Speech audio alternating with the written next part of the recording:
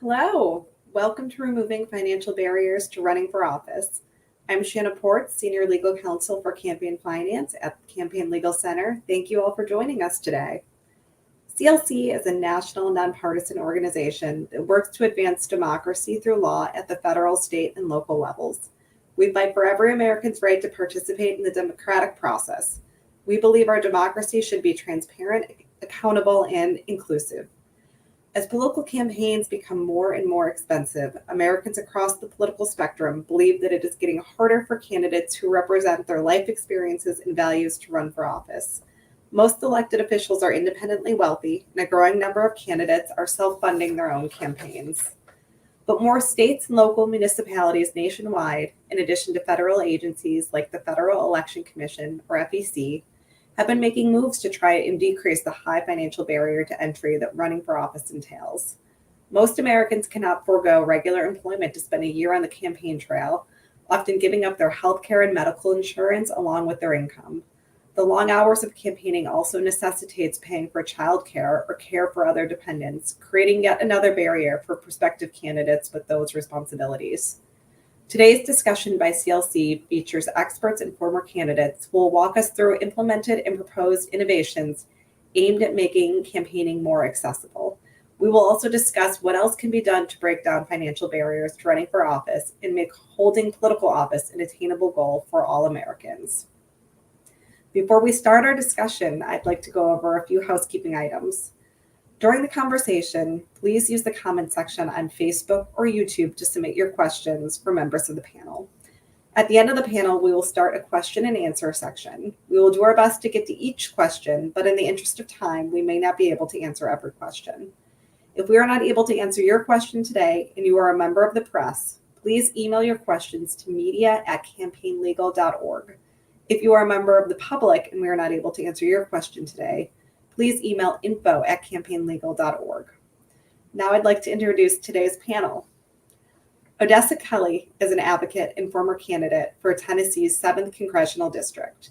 She's a longtime civil servant who led the Napier Community Center for over a decade in the Nashville area prior to becoming the co-founder and executive director of Stand Up Nashville. She's also won multiple awards for her work advocating for housing and racial justice in her community. Next, I would like to welcome Luba Gretchen Shirley, who is the founder and CEO of the Vote Mama Foundation. As a former candidate for New York's 2nd Congressional District, Luba now works to shed light on the state of political participation of mothers in the U.S.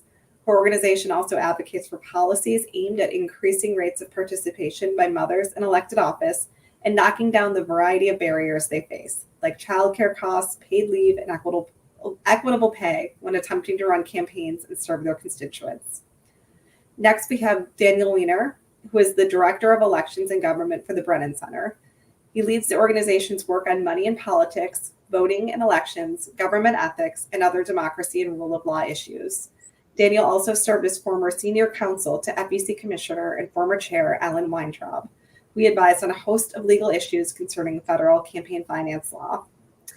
And we also have, or she will be joining us soon from the West Coast. Hello, Shrina Karani. She's a former congressional candidate for California's 41st District. Shrina is an engineer and entrepreneur. As the daughter of Indian immigrants who came to the U.S., Shrina has dedicated her career to building businesses that reduce waste and create sustainable jobs, while also trying to expand opportunities for other women and people of color wanting to establish their own startup companies. So thank you to the members of the panel for joining us today for what I'm sure will be a very thoughtful and insightful conversation. So I can jump right into the questions. So as I mentioned in the intros, today we're fortunate enough to have 3 panelists with us who have run for office themselves. I'm interested to find out what you all found to be the most significant barrier you faced while running for office. What surprised you, and what was one resource you wish you had? And I'd like to start with Odessa for this one. Hey, thanks for having me on here. I've been thinking about this question a lot, and my answer changes every time. I think for me, as a person who was running for office, just coming out of the shared experience the majority of Americans have, I think having better pre-education to how much campaigns cost to run would have been very helpful. You know, I understand why a lot of people say just jump into it because it can be very intimidating if you're thinking about it before you get into the race, but actually understanding like the amount of money that is needed, for me to sustain myself. Also, to be able to pay the people who are working hard on your campaign to do the things that are needed up front would have been very helpful going into the campaign.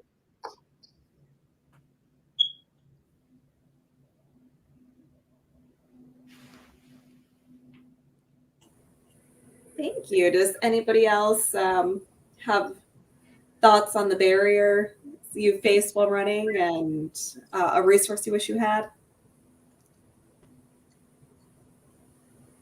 I'm thoughts to the barriers. I jumped to my campaign when my kids were 1 and 3 years old, and there were no resources on what it would be like to run for Congress as a mom with young kids.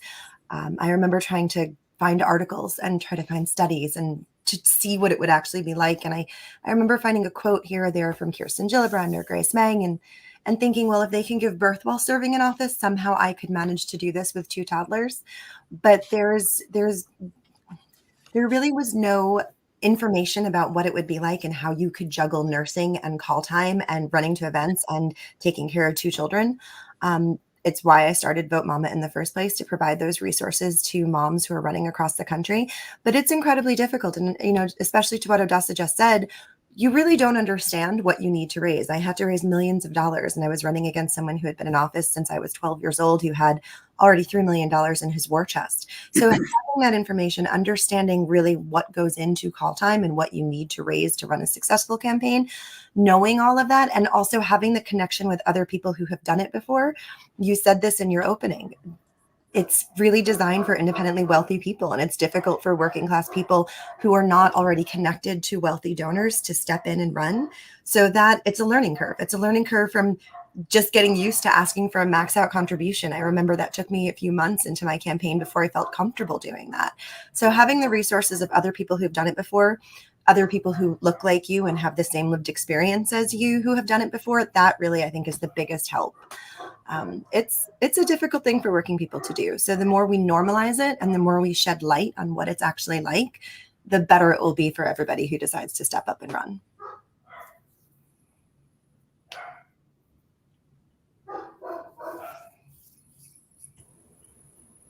Really, really eye-opening to hear this just right off the bat. One solution to financial barriers candidates face is public financing for political campaigns. And this is something we've discussed in a previous campaign legal conversation. So where have those public financing systems been enacted, and how do they further the goal of putting candidates on an even financial footing? I can take that one. So first of all, it's such a pleasure to be here. I love these conversations that Campaign Legal puts on. I think they're really, really, really useful.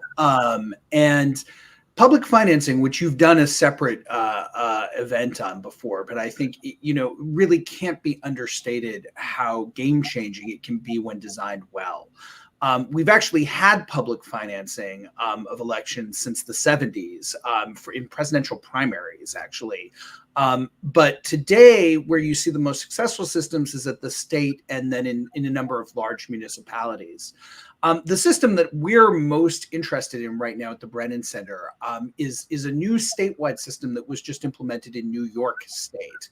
And that uses what we call small donor matching, which is matching small private contributions with public funds. And in New York, it's up to $250. So $10 becomes $130. $50 becomes $650, $200 becomes $2,100. So the thing that Luba said about dialing for dollars, asking for maxed out contributions, it frees candidates from having to do that, right? And instead that you can raise money from ordinary folks, constituents, house parties, and you can basically fundraise while you're campaigning. The other great innovation of that system, of course, is that for state legislative candidates, it's limited. It's a very high in-district match. So it's really pushing you to raise money from your constituents and reinforce that connection with your constituents. And right now we have 329 candidates who signed up for it in 80%, almost 80% of the state assembly districts, and more than 85% of the Senate districts. And they just passed a budget that fully funds it. So we're very happy. So that, I do think that is sort of the wave of the future. If you're thinking about the high cost of campaigns, is public financing, particularly public financing that lifts up ordinary folks and makes it possible for them to have an impact on the political process through campaign donations as through voting. That's great. That is something to watch for sure. And I don't believe any of our panelists ran in a public financing system.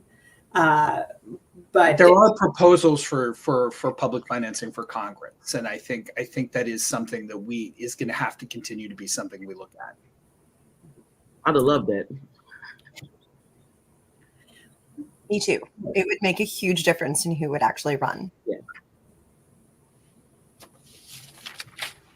That's great. And I think in some localities, it certainly is proving out to make that difference. Right. And it's existed in New York City for decades and is a very successful program in New York City. And I think we have seen, one of the things is it really does also make it possible for folks from traditionally less wealthy backgrounds to run for office. So New York has really helped diversify the city council and break down barriers, particularly, frankly, for folks of color, for women, for LGBTQ people. And so that's why, it's obviously a top priority for us at the Brennan Center.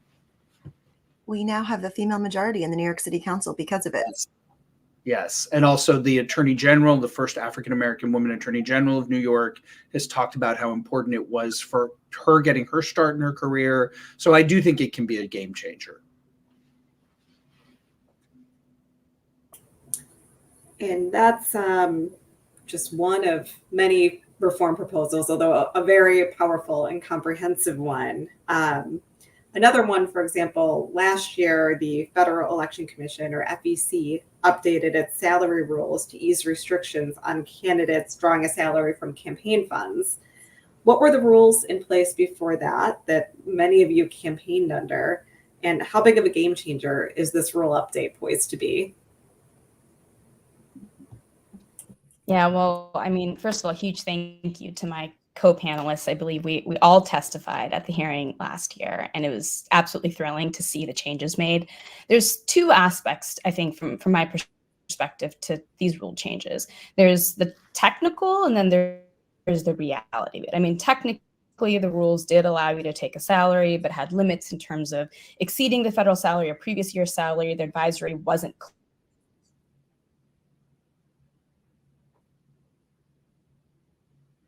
Salary and using campaign funds for things like childcare, even though it's permissible, thanks, of course, to a lot of the work that Luba here has done, doesn't change the fact of taking the salary in and of itself feels like it would be a ding.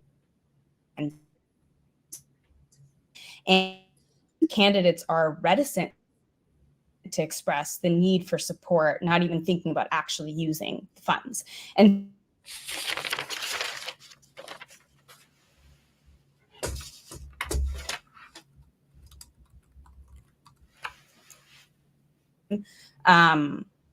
through a lot of my work, I've facilitated hundreds of millions of dollars to underrepresented entrepreneurs across the country. And so it was, in a sense, I really felt that sort of discrepancy in support for underrepresented candidates.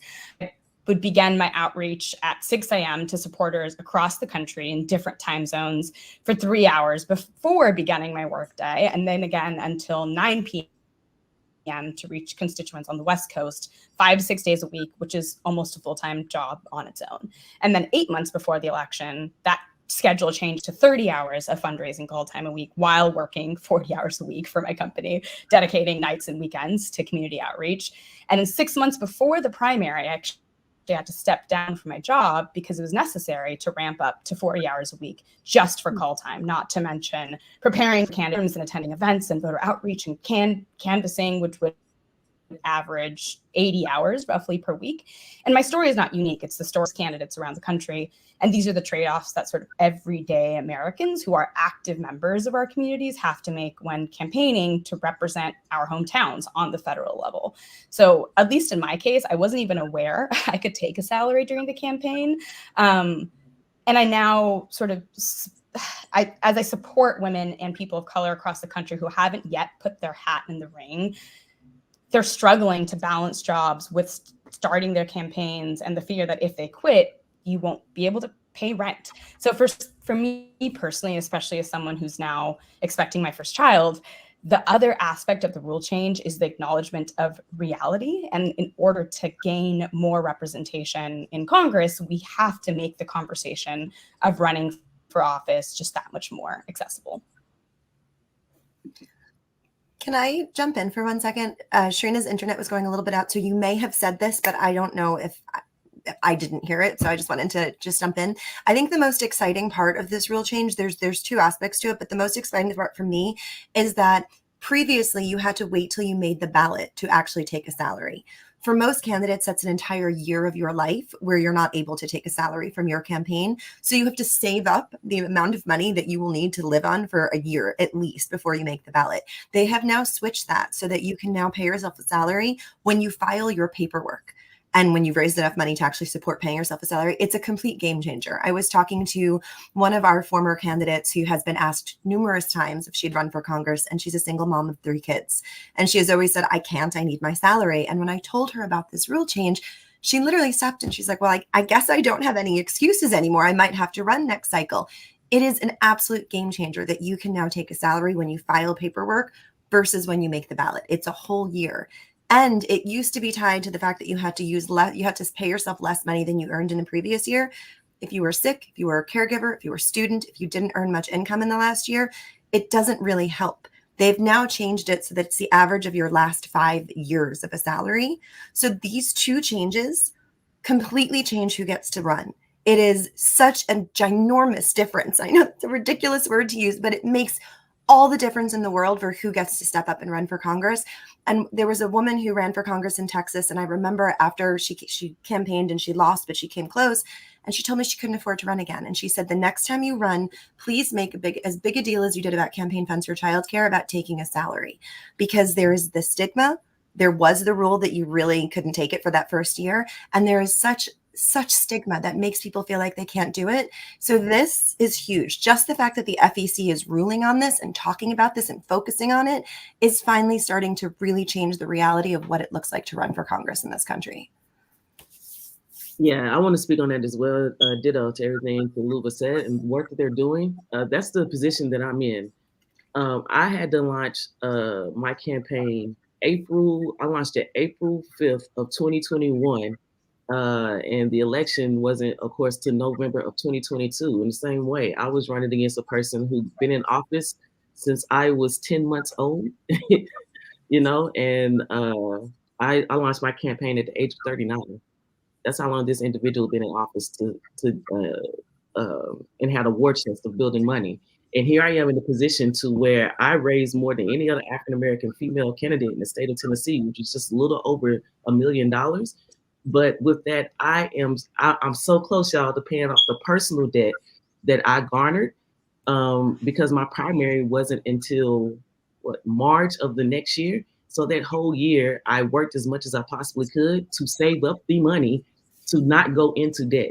And here I am in the position now where I have, my children are smarter than I thought they were going to be. So I got one headed off to an Ivy League school that is extremely expensive, and another who's graduating next year. And it was weighing on me personally for the things they'd already sacrificed, and me thinking about, can I run for office back to back again, and not make them sacrifice things, or not have the things that they need to be adequately prepared to go into college or their senior year of high school. So ditto to everything that she said. Otherwise, I'd be running now, and I'm now in the process of thinking about financially, how do I get myself in a position of comfortable enough to run again? And these law changes have relieved a lot of stress on me of thinking about that.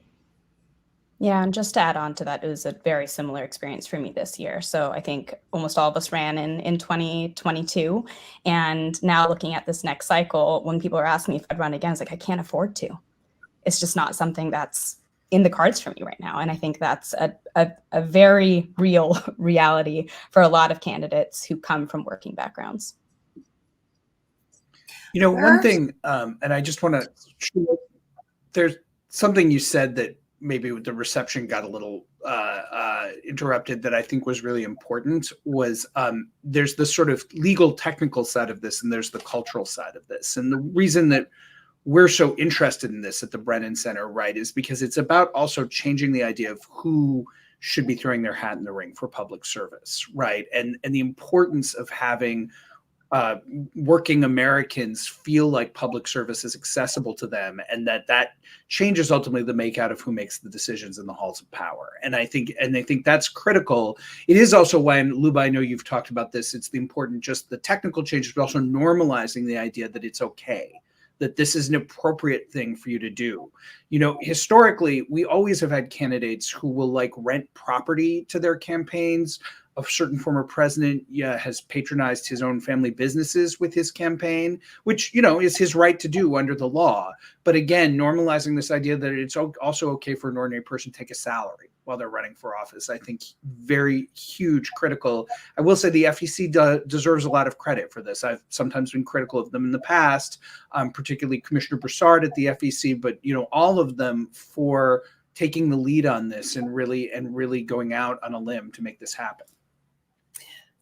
I think one thing that people don't realize when you run for Congress is that in many cases, it takes 2 terms to win a seat. Not 2 terms, 2 cycles to win a seat.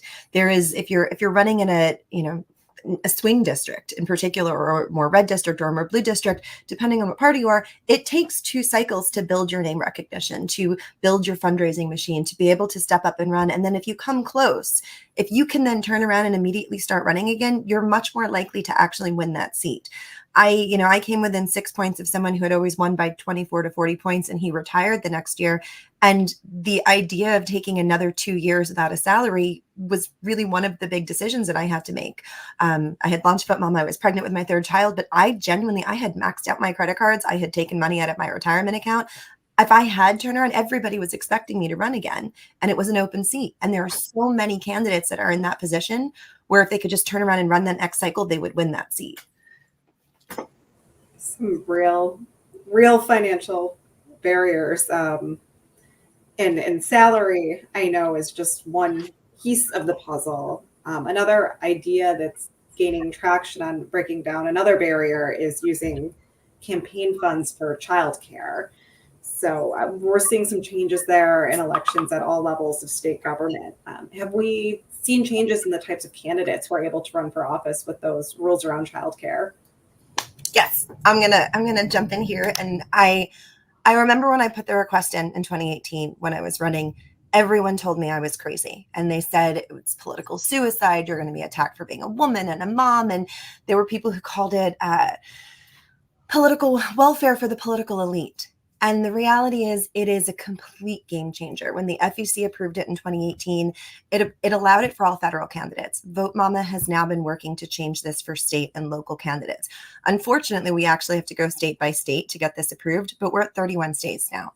Indiana just became the 31st state. DC just approved it 2 weeks ago. So we are now more than halfway there. And the most incredible thing is that we've just passed the more than $1 million mark. So more than $1 million have been used of campaign funds on childcare. More than half of the funds spent have been spent by women. At the federal level, more than 60% of those funds have been spent by women of color. At the state level, more than 70% of those funds that women have been used by women of color. It is a complete game changer in who steps up to run. And it really goes to show, our research has shown that from 2018 to 2022, at the state level, there's been a more than 2,156% increase in usage. So when this resource is available and you're actually able to use the funds that you're raising to pay a child care provider so that you can go out and campaign, people are using it. It's women, it's men, it's Democrats, it's Republicans. It's a bipartisan initiative. And there's such support for this, and it changes who runs. I think one of my favorite stats is that if you look at the Republican Party, less than 3% of Republicans in Congress are women of color. If you look at the funds used, campaign funds for childcare that are used by Republicans, it's 77% of the total Republican funds that have been used by women of color. So it can completely change political parties. It can diversify who runs. And we're really seeing a major change, even at the federal level. Since 2018, there's been a 662% increase in usage. So candidates are using it, working families are using it, and it's making it possible. We've heard from so many people who've told us that they wouldn't have been able to run if they couldn't use their campaign funds for childcare. I frankly would have had to have dropped out of the campaign had they said no. I had no idea how I was going to continue my campaign, because running for Congress with a baby strapped to your chest and a toddler by your side, it's not sustainable for almost 2 years. You need that support. And our babysitter was just as important to my campaign as my campaign manager was. And we've seen candidates at the state level, at the local level, at the federal level, at the presidential level using campaign funds for childcare. So it's a complete game changer. Yeah, I want to add to that too. Lou, I don't know, is Tennessee, God, I hope we're on the list. If we pass that, good. And the reason being is because right now too, I think regardless of party, there's a war on women's bodies right now. And we need more people who have the shared perspective of those who are birthing humans to really be thinking about their experience around this as well. And all that to say that when you can provide funds, you change like here in the state of Tennessee, we're having to do as me being a candidate and wanting to sit in the seat, part of my obligation to the base and accountability of working class people that I wanted to represent is for us to build the behavior of like building the infrastructure. We wish we had the infrastructure of a Wisconsin or New York or, or California as far as like having that support. So part of us in running as candidates is to normalize that and to be able to build that. And the only way that we can do that is what Lou was talking about, is to have the support, and to normalize it. Yes, I need childcare, like the, millions of people who I'm looking to represent as a force for in Congress. So it's very critical. There is this perspective where some people will ask the question, they're like, well, you're running for Congress. Why should you have your childcare covered? I can't get access to childcare. I can't afford childcare. And there's two aspects to this. One, it's private funds that you're raising for your campaign. These are not taxpayer dollars. It's private money that you're raising that you can choose to hire another field organizer or to hire somebody to watch your kids so that you can go out and knock on doors. That's one. The second issue is when you actually change who has a seat at the table, when you change the policymakers, you're going to see different policies actually being supported. We're going to be able to pass childcare in this country, to have some sort of universal or quality, affordable, subsidized childcare, which we don't have at all in this country, because when you have somebody in office who has that lived experience, who understands at a visceral level because they haven't been able to access childcare or figure out how to afford childcare, you don't have to lobby them. You don't have to convince them to pass childcare for all Americans. They just do it automatically. It's all of the moms that we support, once they get into state positions, one of the first things they do is introduce legislation around childcare affordability. And so it really makes a huge difference. It's a resource that allows more people to run, because by the time we're 45 years old, 85% of American women are moms. Yet we have 6.8% of our Congress members are moms of minor children. Only 5.3% of our state representatives are moms of minor children. And it really is holding us back from reaching gender parity in this country. Sort of striking statistics, but I'm glad to hear that this is an issue we're making progress on and getting that diversity of voices into government. I think another unfortunate reality of running a campaign today is that many candidates are compelled to spend on security for their own personal safety. And I know the FEC is currently looking into rules that would make that a little easier. We've also seen some movement on candidates being able to pay for healthcare from campaign funds. Why do you think those expenses are important, and it's the case that we need reform there? And are there any other expenses that you think ideally should be able to be paid from campaign funds? Yeah, I actually have a really fun story from the beginning of my campaign here. When I was first talking to local activists about running for office, one of the first questions I got was if I had a dog.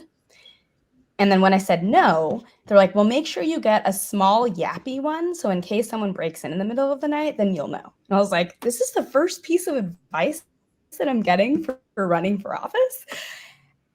And I think that is very illuminating in terms of the reality. I mean, candidates now have to deal with a social media presence that shows where we are at all times, exposed to your families, while having to do all of the day-to-day things of holding down a job, staying healthy, maintaining relationships. And I'd actually love to hear from the other panelists on what they experienced as needs during the campaign, just thinking about like the laundry list of things that you would need to pay for. But just for everyone in the audience, just think about everything you pay for daily, weekly, annually. Then imagine doing that without an income and how that would impact you and impact your family. And especially as you're looking at, in many of our cases, going up against an incumbent, in the past 20 years, the House reelection rate is an average of 94% based off of data from Open Secrets. So if we're looking to go up against someone and sort of change, whether it comes to representation, change the culture around politics, but you're going up against someone who's making $174,000 as a baseline, it really sort of shows the effects of not only who can run, but also who can win. And I think, but would also love to hear from the rest of the panelists on sort of what they experienced. But that it is a huge challenge in terms of putting yourself out there and just taking that step in the first place, which already feels incredibly scary on so many levels. But then to think about financially, but also personally, like to your own personal security, all of the effects that it has just to run for office. If I could just jump in on the security issue, because my colleagues at the Brennan Center did some really groundbreaking research actually last year on surveying state and local officials running for office. And the findings are really, really striking. They surveyed more than 1,700 folks. 43%, almost half of the state legislators they surveyed had experienced threats in the past 3 years. And then almost 20% of the local officials that they surveyed had experienced threats. And you know, what they saw, of course, was that this was disproportionately falling again on women, on people of color, on LGBTQ folks. And critically also, because I mean, you can't have these conversations in a vacuum. We're really seeing a kind of upward trend here, right? I mean, anyone you turn on the news, you see the sort of political climate right now. I think it shouldn't be that surprising. And I think that, you know, the other really scary stat, right, is that when they looked at the locals who had experienced this, more than 40% of them said that the sort of abuse they were experiencing had made them less willing to run for re-election. So this is a lived reality for people who are already in public service. And this research that my colleagues did, I mean, really, I think underscores the need to be deploying all the tools you can. And certainly campaign finance law, while it might not be the main tool, is an important one here, because like everything, security costs money. And that is absolutely something people should be able to use campaign funds to pay for.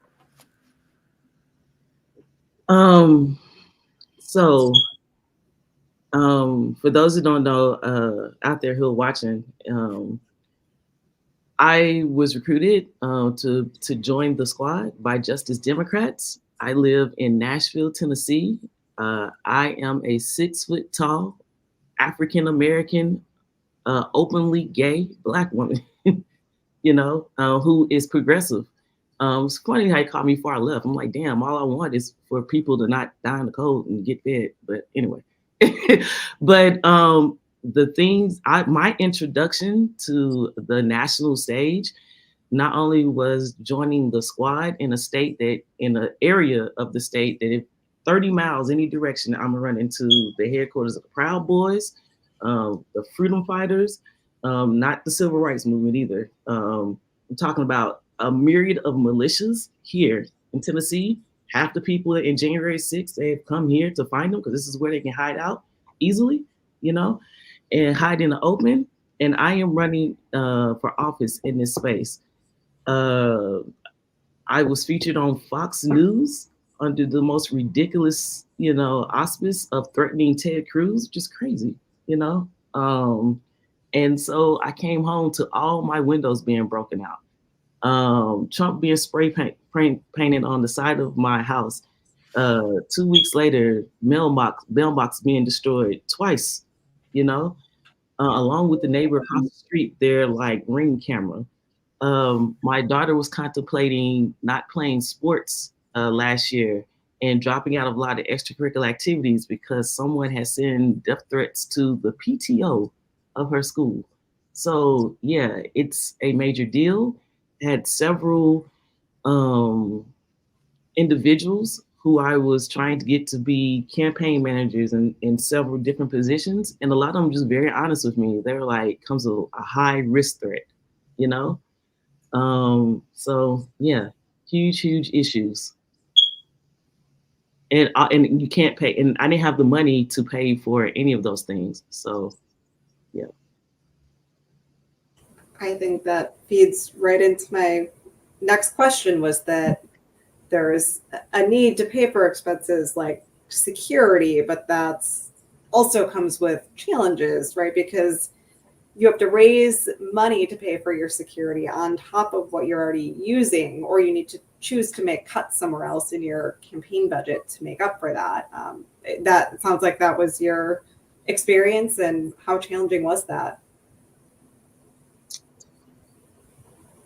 I think what was more challenging to me is that how afraid it made other people, or they had to like calculate the risk assessment to work on my campaign, you know? And it's already an uphill battle given where I'm running for this seat.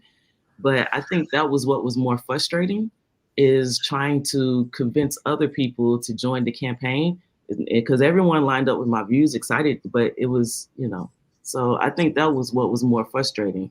I think that it, in the same way of the financial barriers being can deter someone from running again, I also think that it calculated into my decision to not run office again until both of my children were at least out of high school. You know, because it's a serious thing, and I didn't want to. I didn't want for something that I am pursuing to impede on their lives. I do think it's also important, the research that the Brennan Center did showed. I mean, this is we were talking about this for sort of progressive folks, but it actually also it crosses the entire political spectrum, right? So it was actually in the surveys that my colleagues did, it was actually more Republicans who were experiencing this, which is not to detract, Odessa, from what you experienced, but I think it is important to remember that this is the kind of thing that does cross party and ideological lines, and frankly, everyone should be able to come around, whether you agree with someone's views or not, that you should be safe while you're running for office, that this should not be what you experienced, Odessa, is not something that is an ordinary part of the political process that we should just be telling people, oh, you should just put up with that. That's outrageous. Sadly, it is a normal part of the political process right now. And I honestly can't tell you one candidate that I've ever spoken with who hasn't experienced some sort of harassment. People found out where my 3-year-old was going to nursery school and would call and leave not so great messages on their voicemail. I had my car broken into, my back windows were smashed out. I had people regularly show up to different events with video cameras and trying to harass me and get in my face, who would troll me incessantly online and then show up and follow me around at events. And that is the norm. And we've supported over 500 moms running from school board to Senate. I don't know of any of them who haven't experienced something like that. I'm surprised it's only 43%, to be honest, in your survey, because it really is the norm. And campaign funds for security is something that we're now starting to work on. It's so necessary, and nobody should have to risk their life and feel unsafe. And especially as a woman, it's a scary thing to get up and speak to a room of hundreds of people about policy and be there and not know who has a gun in the room, not know who's going to follow you to the car, not know who's going to, figure out where you live because your address is public information and follow you home. And it's the reality for political candidates across the board. It shouldn't be, but it is. Oh, one last thing too. It ended up being like another cost for me for little things we don't think about. I had to start paying to have people pick up my trash at my house, at my parents' house, and at my partner's home, the other parent of my children. because people were going through trash, and just a random podcaster obviously like had, I don't even know how this is not a violation. They went through my trash or something. Oh, and then they were on a podcast talking about, does Odessa spend time working on her campaign or playing video games? It's like, I do both. I mean, you've all described these threats as the norm, which is really scary. And I think, like, on the topic of norms, it seems as though spending money on these expenses that you need for your life from your campaign funds is not exactly what people think of as the norm for candidates. And candidates seem to sometimes be afraid of spending money on things like security and childcare because it might make them look bad. So how do we make these uses of campaign funds more commonplace and encourage more people to take advantage of these legal allowances? We talk about it. We don't shy away from it. That is, honestly, you were allowed to take a salary from your campaign previously. You did have to wait for a year, but you were allowed to take that salary. Most candidates didn't do it because they would be politically attacked. Even before we got campaign funds for childcare officially approved, and we did it through an attorney general ruling in Virginia. Virginia's the Wild West of campaign finance. You can pretty much use your campaign funds on anything. There were candidates whose staff told them that they couldn't use their campaign funds for childcare because it would be seen as something that they could be attacked for.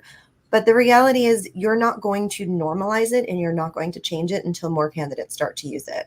I mean, two people who use campaign funds for childcare more than anybody else, Reverend Warnock and Eric Swalwell.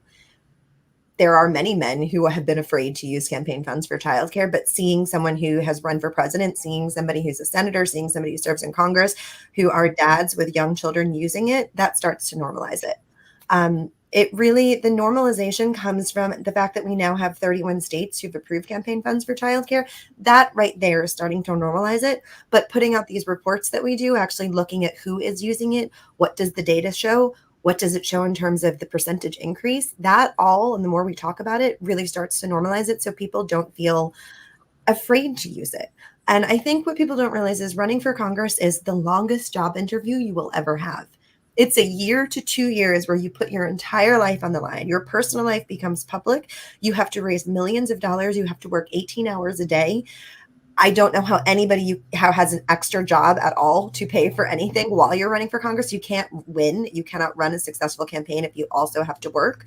And so talking about all of these barriers, having these conversations that we're having today, talking about the structural changes that we need to change both state legislatures and what it looks like to run for Congress, that's how you start to normalize it.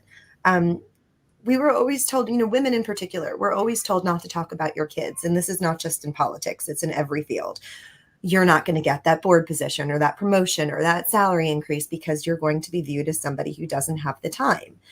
But if we start to talk about who we are as moms when we're running for office, and we start to normalize that, that changes things. I remember back in 2018 when I ran, we saw Abigail Spanberger give her acceptance speech with her 3-year-old between her legs. We saw Amy McGrath and MJ Hager have their children in their campaign videos. I took my babies with me everywhere. The more you see people do that, the more you feel comfortable doing it yourself. The more you see people use campaign funds for childcare and pay themselves a salary, the more you feel comfortable doing that. So it's really just a matter about being really vocal and using the resources that you have access to. And speaking of being vocal, I just wanted to ask one final question before we move to the audience participation. There are people who are vocal about their opposition to using campaign funds on any of these expenses. And I think their concerns primarily have to do with the appearance of corruption, that this is money raised from donors that goes directly into candidates' pockets. So how would you address those concerns? Well, I certainly think that those are not concerns that should just be dismissed, right? That you always need to have safeguards to make sure that any system is not being abused. I sort of come back to the point that we already allow wealthier candidates to patronize their own businesses, to rent property from themselves, to use campaign funds for many kinds of transactions that are sort of, self-dealing, but we say that as long as there's fair market value, it's not a risk of corruption. The same thing is here. It's hard work, as we heard all of the other panelists say, to run for office. And so fair compensation, I don't think poses an undue risk of corruption. Ultimately, when we think about the risks of corruption in our system, there's many things that are above that in my book. That being said, you do have to have safeguards, and the new FEC rule, frankly, I thought could have gone even farther than it did. But there are many safeguards, not the least of which is that you're going to have to disclose all these payments. And so, as the other panelists have been discussing, you're going to also have to, answer for them in the public. I think we need to normalize that this is actually a good thing for candidates to use, their campaign money for. But there is accountability, and there is tons and tons of accountability for this. So the corruption risk is not something that I think is a big concern. I agree with you completely. Sorry, Odessa, do you want to jump in? You look like you were. I'm going to let you answer. Go ahead. Thank you, sis. Yeah, I was just say ditto. I agree. I think I would have loved for the individual I was running against to have brought that up, to the point of what this changes. It changes the type of candidate that you bring into office. The person I was running against was rich before they ever ran. There's no need for them to ever use, their campaign finances for anything, And also too, to give them an opportunity to push back. Yes, I'm using these campaign funds for something that the majority of Americans can relate with. Whereas you are taking in, donations from people that have you closing hospitals, in areas where public hospitals are needed. So I think we should lean into it, to what Dan has said, normalize it. That is the behavior that we want to do, is normalize the things that are important for us to have a better quality of life. There is this perception that you get wealthy when you're serving in office. The reality is that it's wealthy people who can run for office in the first place. Shrina pointed out that 94% of our incumbents win their reelection. And all of us, when we were testifying in front of the FEC, they asked us the question about corruption. And would people run for office just so they could use their campaign funds on childcare? There are so many better ways that you can go out and earn money to pay for childcare. Running for office and trying to do call time and trying to raise millions of dollars is so difficult that you would have to be absolutely crazy to decide to run for Congress to be able to pay yourself a salary. You can go get a much easier job where you're not risking your life and giving up your entire self, because that's what happens when you run for Congress. The reality also, because of this 94%, when we're talking about corruption, these people sit there year after year after year. Some of them are there for 30 years. So that's the corruption. The people who sit there forever and can benefit off of their power and the money that they raise and all of the power that they've built up, because it's really difficult to ever challenge them once somebody has been there for so long. And having these resources like campaign funds for childcare, campaign funds to be able to pay yourself a salary when running for security, so that you can actually challenge these incumbents, that's how we get rid of the corruption. We're actually challenging them and making them do their job, and not just sitting there on their laurels and millions of dollars in their bank and just continuing to get reelected. This is insane anyway. I'm sorry. Go ahead, Sharina. It's just no. I just kind of wanted to put one thing in perspective. So in the district I ran in, which is in Riverside County, the 2021 median per capita income was $32,000. The general election candidate raised over $3 million. So for someone who's making $32K when they're working full time, that would encompass just about 1% of total campaign funding, but it would actually allow a candidate to pay rent and take care of basic expenses. So we're not talking about enriching, we're not talking about corruption, we're just talking about people being able to take care of those basic expenses. And so I just think that I think the Campaign Act prohibited the use of personal use for campaign funds for good reason. And I'm in sort of support of, enriching yourself and corruption, all that. I totally get that we should have rules to protect against all that. This is not it. This is not what's actually getting candidates rich. This is not what's going to be able to take someone who is making $32K, which is the median income, and actually turn them into this millionaire. That's not what these campaign funds are doing. I have an unpopular opinion, but as the only person on this call probably is never going to run for Congress, I actually think we even need to pay sitting members of Congress more, honestly, because I think, yeah, like I think that and they make a decent salary, but they also, a lot of them are flying across country the entire time, maintaining 2 households. We should not make public service difficult for people unnecessarily. That's, of course, something that a lot of Americans might recoil at, but I actually think we do need to look seriously at raising their salaries, even more so for state legislators. Also, too, I think our priorities are out of whack. If right now the biggest concern or if the biggest threat to campaign corruption is someone paying childcare, when we literally have a person running for president who could win behind a jail cell, who's had over $100 million in legal fees, and we all know how they paid for them, I think they're bigger fish to fry. I hate to cut off this conversation on this last question, which is an important topic, but I know we have a couple of people from the audience who have written in, so I wanted to make sure we get to those questions. The first from the audience is, isn't it allowed that candidates can opt out of public financing and then continue to solicit big donor money? A question on public financing.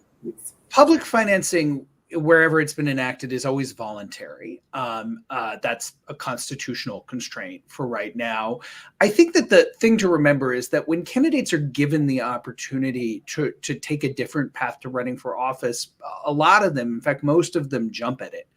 Because we've been hearing a lot about call time, right, on this call. And the reality is, people don't necessarily like that, right? That's not the thing they want to be doing, but it's a necessity. So I think the goal of public financing is not to force anyone into that system, but it's to give them a path to mounting a viable campaign for office without relying so much on big donors. And certainly what we've seen in New York is that hundreds and hundreds of candidates have jumped on it. And it really has been a game changer. Go ahead. Go ahead, Adessa. I was going to say to Dan's point, to answer the question, I would hope that it is mandated. To be honest, like I want to take all private funding out of, like we need an overhaul on campaign finance reform. I wish it could only run for like 120 days, and I wish it was all public funded, because then like we'd have a much better, efficient system of democracy than we do right now. I was going to say in certain states, it works really well. And, New York City, it works incredibly well. In Connecticut, the way that their public financing is set up, a lot of people will opt out of actually using it because it caps what you're able to spend at such a low dollar amount that you can't really win a seat. And that's for the state legislature. So we have, when setting up these public financing options in the states, you have to make sure that it's not capped at a certain amount, because that's exactly what will happen is people will just opt out of it so they can run a competitive campaign. Yeah, I mean, that's a really important point that you made, and without speaking to the specifics of any system, I think in general, in the environment we have, caps generally don't work very well. And the reason actually the presidential system doesn't work is also because it's capped at this point. I think that, it is worth noting that in most advanced democracies, most developed democracies, whatever you want to call them, have mandatory public financing for elections, as Odessa said. Under the current jurisprudence of the Supreme Court, that would probably be tough, but certainly, right, it's a system that most of the other democracies in the world use. Well, we're coming up to the end of our hour here, and I'd like to give our guests the chance now, before we bring our discussion to a close, to leave some final thoughts and recommendations on what can be done to remove financial barriers associated with running for office. So if each of you can go ahead and let us know your closing thoughts on this topic. I'll say follow Vote Mama. I appreciate Dan as well, Srina, for being on this call. When I got that call, I don't know, it was about a year ago, I learned a lot, even in just going to testify at the FSC about this issue and what was going on, even though I've been experiencing it. I also tell people, please end Citizens United. That would help so much in going really far. And ask these questions of candidates. If you're running for office, will you vote to change, for campaign finance reform?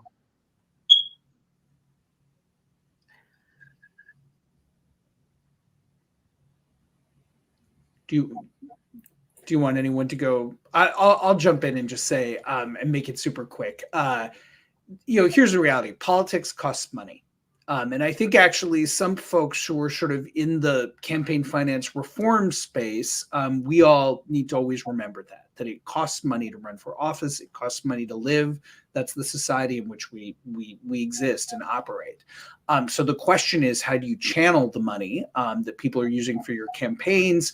And how do you make it possible for as many different types of people from as many different walks of life to put their names in the hat for public service? And that's the conversation we've had here today. So at the Brennan Center, that very much those two questions animate most of our work on money and politics. It's obviously important to deter corruption, as Sharina said. We all believe that. But ultimately, the question is, how do you have a more functional and representative political process? And I think that's sort of the underlying issue that really we're getting at here today.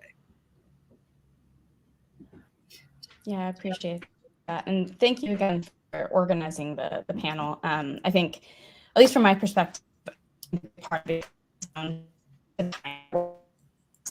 so just thinking about any office to work full-time job, and the financial impact and cultural reality around taking a salary makes it impossible for many people to run and even more difficult to win. So first off, support working candidates. Secondly, normalize candidates doing what they need to do while they effectively give up everything to try to serve their country. And if the goal is really to level the playing field by helping ensure that campaign funds do not enrich candidates, I think it's just important to recognize that the unfortunate reality is that the current campaign landscape actually benefits rich candidates. I agree with everything that everybody said. I think the reality is that the government was designed for old, wealthy, white, land-owning men at a time where women and people of color did not have the right to vote.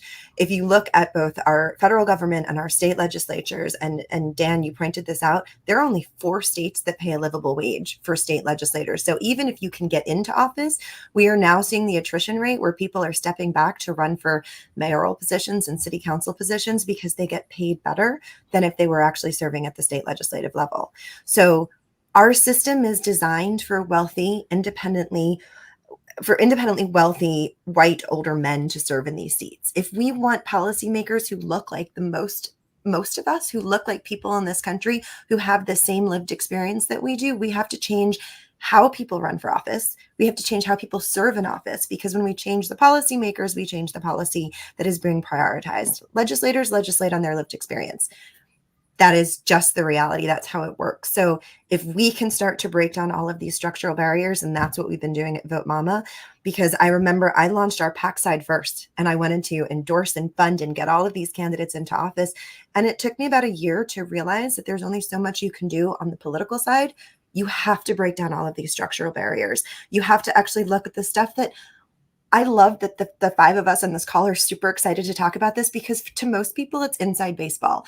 The structural changes, the campaign finance reform, they're not the sexy issues that people want to talk about, but it literally is what you need to do if we want to change the way that politics works in this country, the way that our government works, because these are very small structural changes, but they can completely transform the political landscape. And that I'm so excited to see you having this conversation in this panel. And, Dan, that you're doing the work that you're doing, and Odessa and Sharina for talking about your experiences, because just you two talking about your experiences is normalizing it and helping people understand what it's really like.